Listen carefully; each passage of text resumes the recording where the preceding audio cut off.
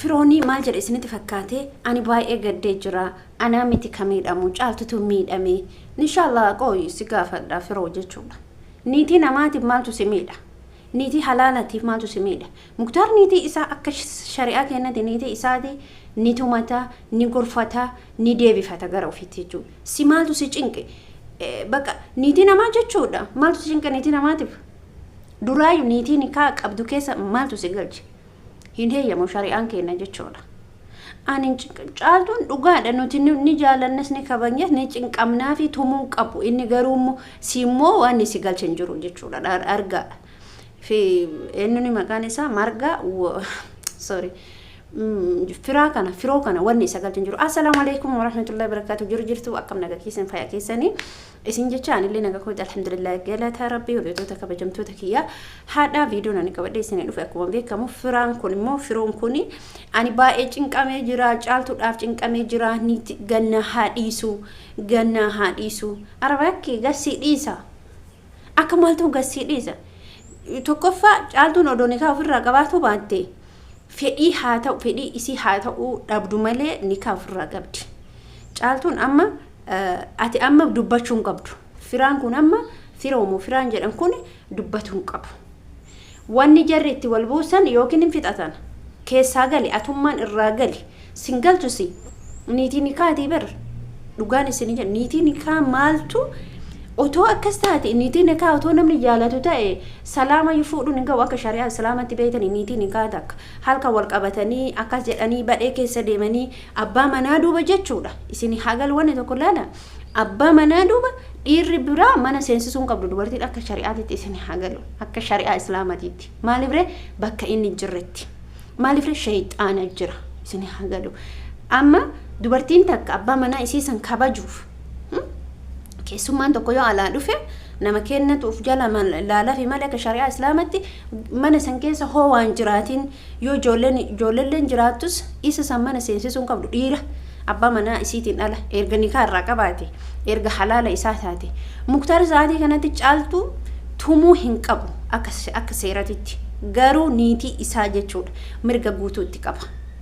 si immoo seerumti kamuu inshallah namaa miti nama takkaa miti lamaa miti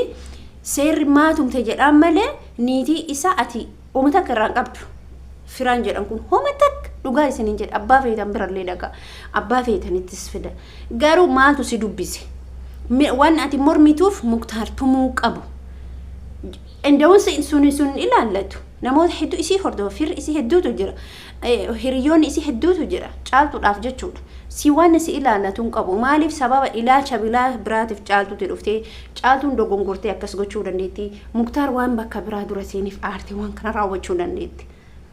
nama fidadhee muktaar intuma gaar jette atuu yakkamaadha mataan keetu niitii namaati irratti dhiirri biraa akkamittiin ulfaataa bara illa wanni tokko beekuu qabdan dubartiin nama lamatti heerumuu gonkumaan dandeettu dhiirri hanga afurii fuudhuu ni danda'a beekamaadha shari'aa islaamaa keessa jira lama fuudha sadi fuudha garuu dhiirri dubartiin dhiira lamatti abadan hin heerumtu dubartiin nikaa qabaattee dhiira biraa manatti galfatu hin dandeettu si hagalu wanna tokko baratuu qabda wanna tokko beekuu qabda haasawuun duratti dubbatuun duratti bakki kun eessa nageessa haasofni kun eessa nageessa jechuu qaba firaan kun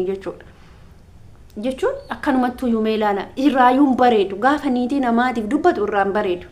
hin jiru amantaa islaamaa keessallee niitii namaatiif miidhaa isiitiif yoo dubbatte okay rakkoota kan qabu miidhaa isiiti ani yoo jarri lama wal taate hin dhiisaa jette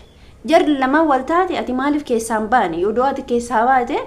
caaltuu duuba odoo ati jiraachuu baatte ijoolleen kun walitti deebi'uu danda'an ilmaan isaa wajji guddifatuu danda'an isin ani bakka akkinni jedhu bichaatu na dhibe gurbichi jechuudha wanni ni yaadu bichaatu na dhibe maaliif barbaachisa hin galtu keessa gali keessa khalas sigaa fudhate manatti hin galfate dubartii takkaayyuu gaafuma isii butuuyyuu yoo yaadatan gaafuma dubartii takka hoo butanuyyuu dubartii san manatti hin deebisan isin galee dubartii takka butan jennaan abbaan intalli takka mana namaa seentee deebi'uu hin dandeetti isii kana ka fudhate dhiirsa isiiti miti caaltuuf ka fudhate muktaare niitii kee fudhanne niitii ufi fudhate fakkeenyaaf odoo niitii kee fudhate nuhuyyuu hin deeggarru sababni illee niitii nama fudhate waan ta'e ati garuu yummootuyyuu keessaa galii siin jenna waa'ee muktaariif caaltu keessaa gali ijoollee walitti hadeebitu inuma odoo nama yaadu taate ati jechuudha firoon kuni odoo nama yaadu taate ilmoo isiitii fi caaltuu fi muktaarii fi ilmoo caaltuu addaan baasuu hin danda'amu daa'ima qaba waan ta'eef walitti deebite isheen akkana isheen fedha isheen qabdu isheen waan fedha isa mintaa waan akkas jedhamu mintaa seera jira fakkeenyaaf jaarsonni jirti addaan qoodu fi qaban waan qaban yoo hin barbaannes isin galee buleeyyan kiyya kanaafuyyuu wanni isin jechuu barbaadu maani beeytanii wanni isin jechuu barbaadu tokko jamtoota kiyya dhagaa wayni isin dhaama dhaamsan isin dhaamu keessaa deebii jedha niitii namaatirra dhaabbadhu ijoollee wajjin haa jiraattu ati galii ati keessaa bayii ati jireenya isaanii keessaa bayii jiruu fi haa jiraatanii garuu rabbaa muktaar irratti wanni rakkisaa ta'e jira rakkoon isaa viidiyoo isii waraabee isii maal gochaa gadi dhiisuu hin qabu isillee tumuu hin qabu caaltullee tumuu hin qabu isin galee maaliif hoo jettane caaltuu wani tumuu hin qabnee fi dubartiidha dubartiin dhaan dandeettu dubartiin tumaa hin dandeettu gaafa dubbiin kun garamitti akka deemullee hin beeknu dhugaa dubbatuuf jechuudha garamitti akka deemu bitaatti deemamoo mirgaatti deemamoo hin beeknu san isaaniif isaantu beeka isaaniif rabbitu beeka rabbiin immoo ijoollee kana akka fixu barbaanna immootu shayxaana jedduu isaanii jiru eenyuun shayxaani guddaan jedduu isaanii jiru jidduu muktaariif caaltu shayxaani jiru nama lama jechuudha tokko firaadha tokko ani maqaan dhawu san isinuu beeytan jedhee isinidhis firoon kun immoo caaltuuf muktaar jidduu galuu qaba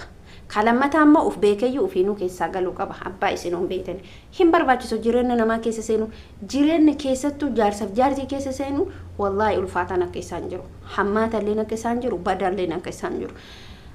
baay'ee ulfaata wallaahi rabbi isaanii haa fixu jedhaa malee gurbichi nama qopheeffadhee maal ka jedhu kan immoo dhaabuu qaba wanni nama qopheeffatuuf hin jiru wanni niitii namaatillee soquuf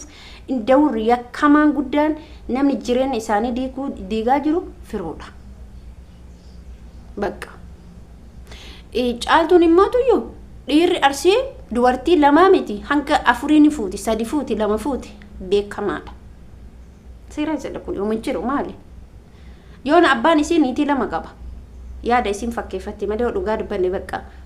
hinjiru arsii keessa haga 3 ka fuudhan hinjiru saydoon niitii 2 fuudhan jiru saydoo bichaadha namoonni hin beekamne miidiyaa irratti waliin baane malee hundi isaanii niitii 2 qaban maal rakkoo qaba isin eenyu caal fakkeenya foo fudhanne nuti caaltuun warqii kami maa yoo dhugaa dubbattan dhiira lama dhiirri isirratti fuudhu dura wixxit godhe qabuu diddiqan dubartiin dhiirri irratti fuutu dubartii dhiirsa manaa gadi dhiiftu eessa oolta eessa bulta maaliif deemta maaliif baata maaliif galta maaliif hin jenne waan akkana kana gizee tokko isinii himu dubartii takkatu duraan jedhan isinii hima duraanii dubartiin takka abbaan manaa isii ala bulaa jedhan maaliif niitiin baay'ee bareedduudha baay'ee gara laafettiidha yaani jechuun nama kana hin xidhu achiin dubartii biraa irratti fuudhe gaaf dubartii biraa irratti fuudhu maaliif irratti fuute isiin tuni nama gaariidha hin dubbattu ifaajatu malee maal jechuu malee jennaan barri niitiin tiyyaa eessa ooltaa eessa bultaa naanin jettu way gizee san duraan jedhan hammallee taarika ta'e dubbatama baay'ee gara laafetti wayiiti jedhan dubartiin tokkoffaa isinii hima abbaa manaa keessa sa'aatii inni yeroo galu hojii isaa beekuu qabdan sa'aatii inni hojii galu beekuu qabdan sa'aatii guyyaa boqonnaan isaatiyyuu kanaafu dubartoonni dhiirsa keessan wixxir godhaa qaba gaafa qabdan fuuta akka isin harkaan jenne akka dhiiraa bira isin harkaan deemne dhiirri yoo dubartiin mana keessaa lash itti gadi jettu ala keessa deemti tokkoffaa caaltu homoo itti namni malkiitti ittiin hafne keessa isaaniif isaantu walitti beekamiti yookiin fayyaalummaa qabdi yookiin gara laafettiidha kan ta'uun qabnu nuti jabaachuu qabna abbaa manaa keenya akkamitti akka qabannu beekuu qabna karoora mataa keenya baafatuu qabna hojii keenya akkatti hojjennu beekuu qabna mana keenya keessa akkamitti akka qabnu akkamitti akka eeynu daa'imman tiin akkamitti akka guddifnu karoora mataa keessanii baasuu qabdan. Inuma gizee amma teknooloojiin tole kanarratti karoora mataa keetii baaftee abbaa manaa kee wixxir gootee qabuu qabda. Gaafa ati isa wixxir gootee hin qabne fakkeenyaaf amma yeroo muraasa keessatti gurbaan sun intalli sun gurbaa kana galaafatee eenyu maqaan isii Simraanis yeroo muraasa keessatti erga wanni darbe dhayxee dhiirti mootuyyuu takka dubartii takka qammafte taanaan ala qammafte taanaan lamata manatti hin deebitu. Isin gala dubartiin lammaffaan dhuftu sun dubartii cimtuutu dhufa. Wixxir gootee ka isa qabduutu dhufa. Ka isa jabeeffattuutu dhufa. Dhiira keessan mana keessatti lashitti gadi hin jedhana nyaata isaanii dhugaata isaanii irriba isaanii waa hundumaa ta'uu fi qabdan. Seriyeesudha kunidha. Kun normaal jettee boonyeen jedhan. Normaalidha rakkoon qabu. Waa hundumaayyuu qeensarraa qabdee abbaa manaa kee haga mataatitu too'achuu qabda. Bilbila isaa hordofuu hin dandeettu dhuguma. Eessa oolee eessa bulaa yoo yuutuubii dalaga yuutuubii sa'aatii dalaga wajji dalagu yoo bakka biraa deemu sakandii hamma maka tur eessa akka deemu fira isaa kan biraa deemu bakka beekuu qabdi dirqama.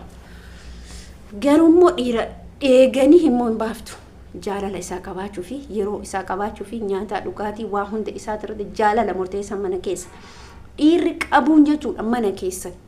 keessatti yoo dhiira hin qabin fakkeenyaaf amma intala amma samoonii miidiyaarra deemtu kan argitanii miti najaatii kana jechuudha. Sarraatanya wajji jiraachaa ture jedhanii odeessaa turan kun soba kun dhugaadha jechaa turan yaa jamaa kiyya dhiira jechuudha.